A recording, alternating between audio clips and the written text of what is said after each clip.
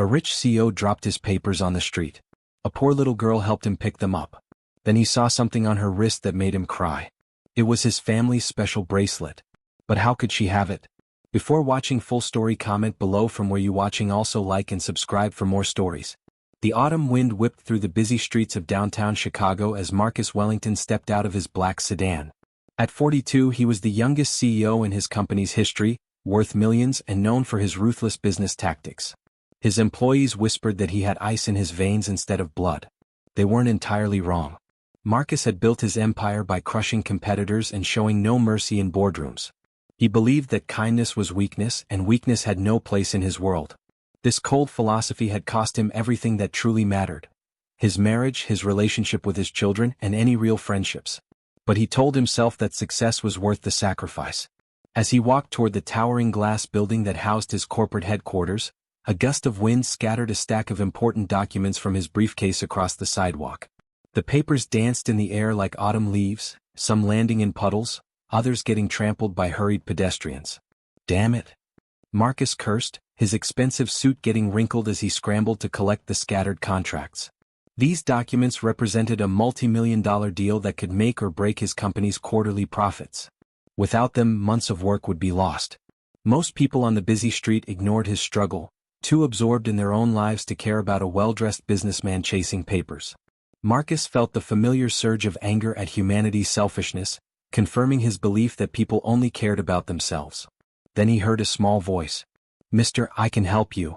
Marcus looked up to see a little girl, no more than 8 years old, already gathering some of his scattered documents. She was small and thin, wearing clothes that had seen better days: a faded pink jacket with a small tear in the sleeve, worn jeans, and sneakers that were too big for her feet. Her dark hair was pulled back in a simple ponytail, and despite her humble appearance, her eyes sparkled with genuine concern. "Here, these are yours," she said, carefully holding out several important contracts she had rescued from the wind. Marcus was stunned. In his world of corporate sharks and backstabbing colleagues, genuine kindness was so rare that he had almost forgotten it existed. This little girl, who clearly had very little herself, was helping a complete stranger without expecting anything in return. "Thank you," he managed to say, accepting the papers from her small hands. The girl smiled brightly and continued helping, running after more documents that had blown further down the street. She moved with surprising speed and determination, treating his problem as if it were her own. Other pedestrians walked around them, but she didn't give up until every last paper was recovered. As she handed him the final document, Marcus noticed something that made his heart stop. On her thin wrist was a delicate gold bracelet with intricate engravings, a piece of jewelry that seemed far too expensive for someone in her circumstances. But it wasn't the value that shocked him. It was the design. He recognized that bracelet. He had seen it countless times in old family photographs, worn by his grandmother, then his mother, then his sister. It was a Wellington family heirloom, passed down through generations of women in his family.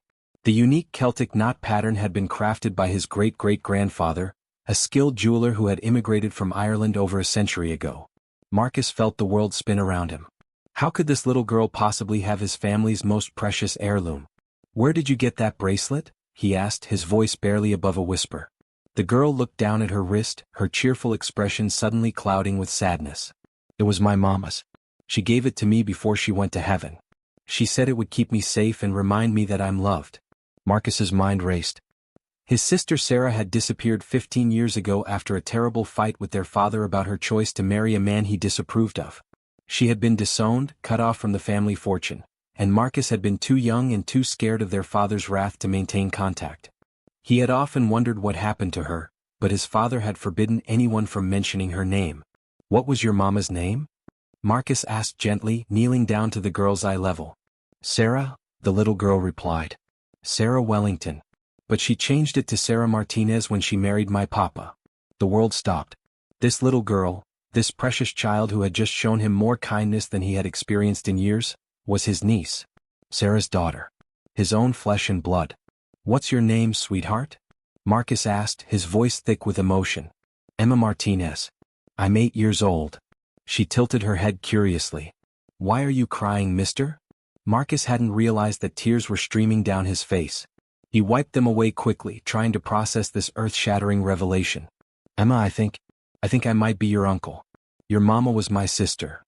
Emma's eyes widened. Really? Mama used to tell me stories about her brother Marcus. She said he was very smart and lived in a big building with lots of windows.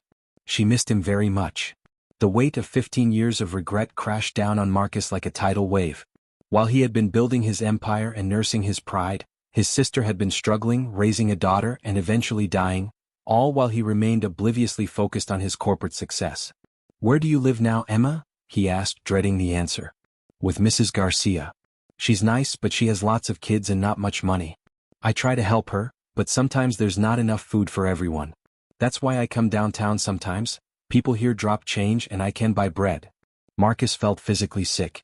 His niece, his own blood, was essentially living in poverty, scrounging for money on the streets while he lived in a mansion and complained about which luxury car to drive. "Emma, would you like to come with me? I want to show you something."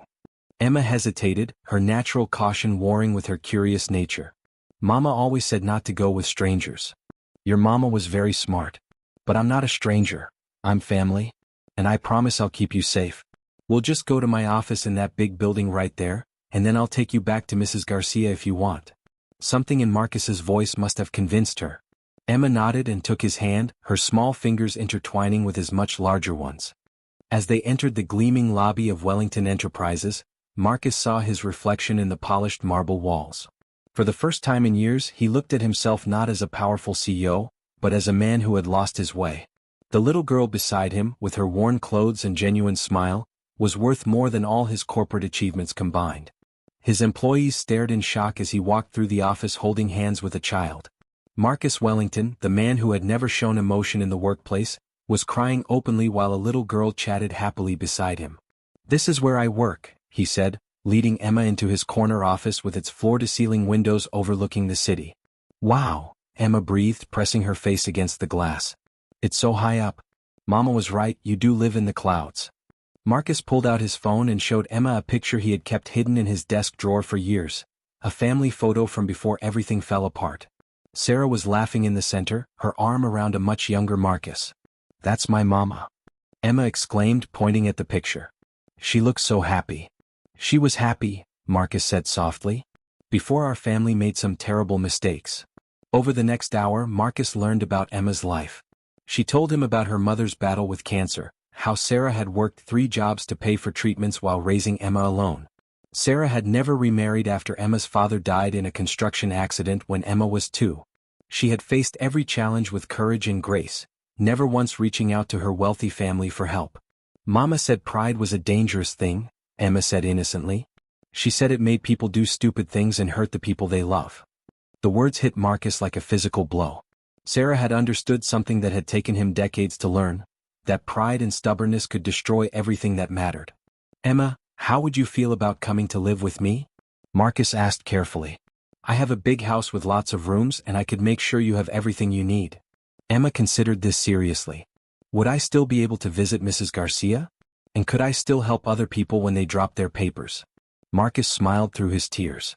"Of course. In fact, I think helping others is something we should do more of together." That evening Marcus made the first of many changes to his life. He personally drove Emma back to Mrs. Garcia's crowded apartment, but not before stopping at the grocery store to buy enough food for everyone in the house. He also quietly arranged for Mrs. Garcia to receive a monthly check that would ensure she never had to worry about feeding the children in her care. Over the following weeks, Marcus began the legal process of gaining custody of Emma. He also started making dramatic changes to his company's culture. The ruthless CEO who had once fired people without a second thought began implementing programs to support his employees' families. He established a fund for employees facing medical emergencies, created on-site childcare, and began actually listening to the people who worked for him. But the most significant change was in Marcus himself. Emma moved into his mansion, and suddenly the cold, empty halls were filled with laughter and life. She painted pictures that he proudly displayed in his office. She asked him to read bedtime stories and help with homework. She showed him how to find joy in simple things, making pancakes on Saturday mornings, feeding ducks at the park, or just talking about their days. "Uncle Marcus," Emma said one night as he tucked her into bed, "do you think Mama can see us now?" "I think she can," Marcus replied, adjusting the covers around her. "And I think she's very proud of the amazing little girl she raised. I think she's proud of you too. You're not sad anymore like you used to be." Marcus realized she was right. For the first time in decades he felt genuinely happy. The success and wealth that had once defined him seemed insignificant compared to the love of this remarkable child. As months passed, Marcus discovered that his business actually improved when he started treating it as a way to help people rather than just make money. Employees worked harder when they felt valued. Customers remained loyal when they felt heard. Competitors began seeking partnerships instead of trying to destroy each other. The gold bracelet remained on Emma's wrist, but Marcus had it cleaned and reinforced by a jeweler to ensure it would last for generations to come. It had found its way back to the Wellington family through tragedy and loss, but it now represented something new: redemption, forgiveness, and the power of unconditional love. 1 year after that windy day when papers scattered across a downtown street, Marcus stood in the same spot with Emma. This time they were there intentionally, participating in a community event his company had organized to help homeless families in the area. "Remember when we first met here?" Emma asked, looking up at her uncle. "How could I forget? You saved more than just my papers that day. You saved me." Emma smiled and squeezed his hand. "Mama always said that when you help someone you help yourself too." I think she was right. Marcus nodded, watching as dozens of volunteers, many of them his own employees, worked together to distribute food, clothes, and hope to people who needed it most. This was Sarah's true legacy, not the bracelet or the family name, but the understanding that kindness creates ripples that spread far beyond what we can see. As they walked home together, Marcus realized that the little girl who had helped him pick up scattered papers had actually helped him pick up the scattered pieces of his life. She had shown him that real success wasn't measured in dollars or quarterly reports, but in the lives you touch and the love you share. That night, as he watched Emma sleeping peacefully in her bed, the family heirloom bracelet glinting softly on her wrist, Marcus whispered a promise to his sister's memory: "I'll make sure she knows she's loved, Sarah. Every single day I'll make sure she knows." The bracelet had returned to the Wellington family, but more importantly, the Wellington family had returned to what truly mattered: love, kindness, and the unbreakable bonds that connect us all. And in the morning, there would be more papers to gather, more people to help, and more opportunities to show that sometimes the smallest acts of kindness can change everything.